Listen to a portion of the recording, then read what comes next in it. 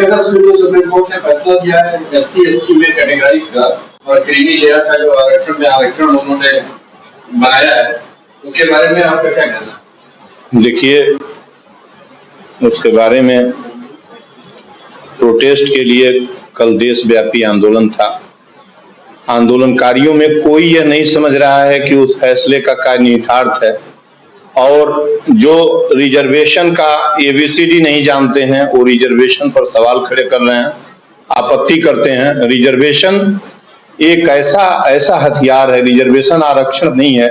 Reservation बनाने वाले उस महापुरुष क्षमता पुरुष ने एक ऐसा इंस्ट्रूमेंट दिया है जो संरक्षण है, रिजर्वेशन संरक्षण है। उसके लिए जो सदियों से पीछे दलित था, पीछे छूट गया था, उसको अपने मेन स्ट्रीम में लाने के लिए, बराबर के लोगों तक लाने के लिए रिजर्वेशन एक बाबा साहब ने रिजर्वेशन का एक फार्मूला, आजादी के पहले का ही फार्मूला है। जो छूट गए थे उनके लिए चेन चल रही थी सदियों से, मुट्ठी भर लोगों ने एक मास को दलित किया था पीछे। तो उस रिजर्वेशन पर इन लोगों को लगा कि वो डिसीजन जो आया है कि जो कैटेगरी है शेड्यूल कास्ट शेड्यूल टाइप की, उसको जो है उसमें सब डिवाइड किया जाए, उसको 2 भागों में किया जाए। और 2 भागों में करने का तरीका उन्होंने कहा कि creamy layer non creamy layer में बांट दिया जाए। तो जो ST SC में जो छूट रही पीछे जातियां हैं मुट्ठी भर के, जैसे हमने SC का उदाहरण ले लिया। SC में देखिए वाल्मीकि है, वाल्मीकि के बाद जो है निषाद है, निषाद के बाद पासवान है, इसके बाद शाक्य हैं। ये SC की ऐसी जातियां इस समय जो बाद में डाली गई हैं, ये SC का बड़ा लाभ ले रही हैं। लेकिन जो SC क्रिएट हुआ था किसके लिए हुआ था? चमार के लिए हुआ था। SC चमार जो पेशेगत परंपरागत चमड़ा छीलने का काम करता था, अत्यंत गरीब था और अछूत था। वह चमार आप आज भी देखिए ना कि उस जिसके लिए रिजर्वेशन चालू हुआ था, उस आप गांव में जाइए देखिए कि उसके बच्चे इंटर पास नहीं है, उसके बच्चे BA नहीं है, MA नहीं है, JRF नेट नहीं है, BSc नहीं है।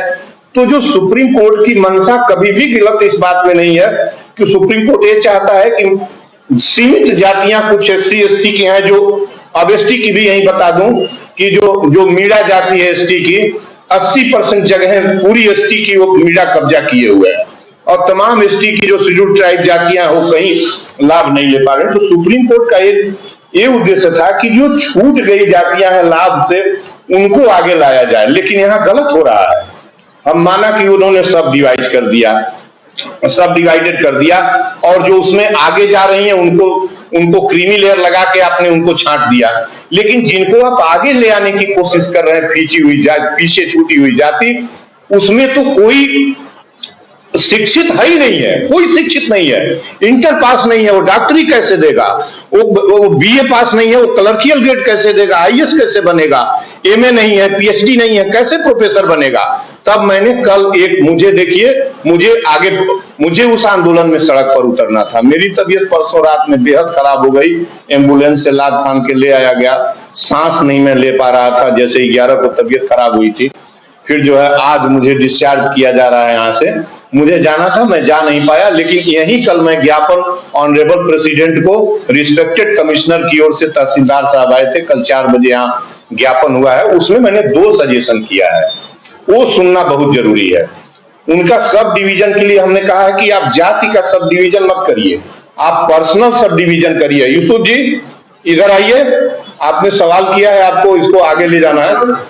पर्सनल अटैक करिए। जैसे एक परिवार कोई पा गया किसी जाति का, तो उसकी तीसरी पीढ़ी IAS हो गई, कोई PCS हो गया, SDM हो गया, उसकी तीसरी पीढ़ी हो गई।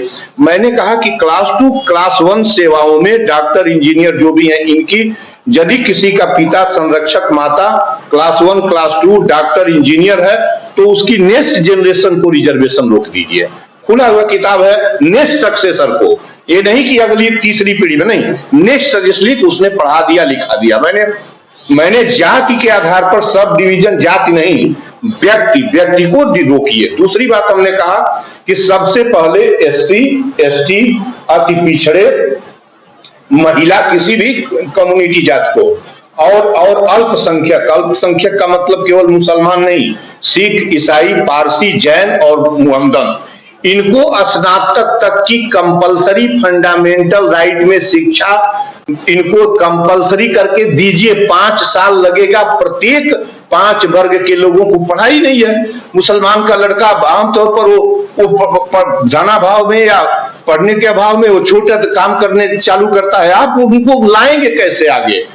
हम माना कि आपने पीछे को आगे ले आने की आपने अपने एक डिवीजन बनाया, लेकिन वहां तो कोई पढ़ाई नहीं है। तो चारों वर्ग को पहले स्नातक करिए फंडामेंटल राइट में, स्नातक उनको फंडामेंटल राइट में जोड़िए कि उनको स्नातक करना है। जैसे 14 साल तक के बच्चों को जोड़ा है आपने, लेकिन उनको पढ़ाइए। 5 साल लगेगा, उसके बाद इस सब डिवीजन की कोई जरूरत नहीं पड़ेगी, वो छूट जाएगा। तो मैंने ये एक नया फार्मूला सुप्रीम कोर्ट को मैं अभी PIL बना के दूंगा और यही फॉलो होगा।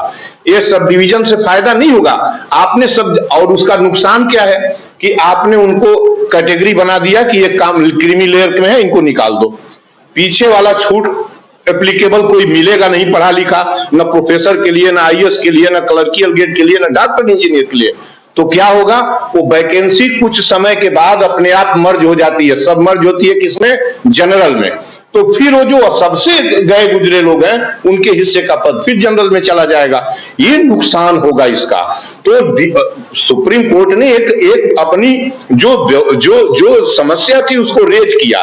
तो इस तरह से विरोध नहीं होना चाहिए। सुप्रीम कोर्ट और प्रेसिडेंट के सामने कहा जाना चाहिए कि जो 5 क्लास है उसमें महिला, शेड्यूल कास्ट, शेड्यूल ट्राइब, अति पिछड़े और अल्पसंख्यक, इनको पहले कंपल्सरली फंडामेंटल राइट में डाल के इनको स्नातक करिए सबको, लेकिन इनको पहले करिए, फ्री करिए, और तब जो है आप किसी सब डिवीजन की जरूरत नहीं पड़ेगी।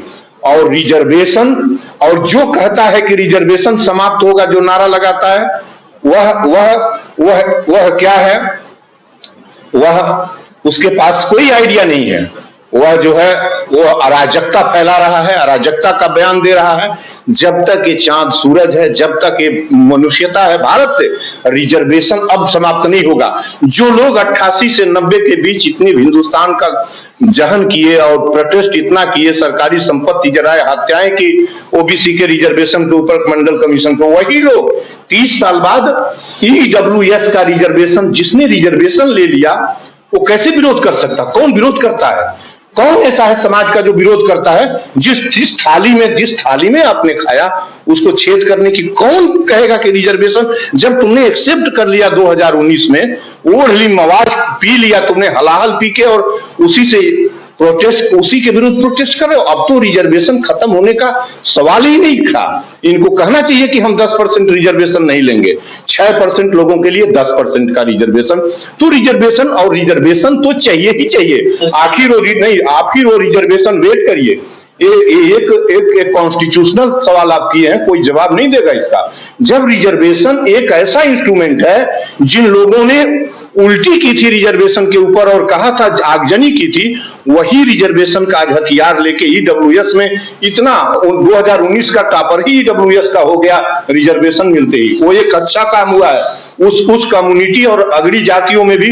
मेरे गांव में मैं जानता हूं, ब्राह्मण परिवार जिसके पास जमीन नहीं है, गरीब है, किसी तरह पढ़ाता है, वो एक अच्छा काम हुआ है, वो एक अच्छा काम हुआ है। फिर में जो कल बंदी का आह्वान किया गया था, वो आपकी नजर में सही है या गलत? देखिए, नट सेल में समझदारी, वो रिजर्वेशन को, उनको जितनी समझदारी थी, उनको ये लगा कि हमारा रिजर्वेशन जो इंस्ट्रूमेंट मिला है इस पर प्रहार हो रहा है, कहीं खत्म न हो जाए, इसके लिए वो आंदोलन था। सब लोग पढ़े लिखे उस कम्युनिटी में नहीं, आपको पता है।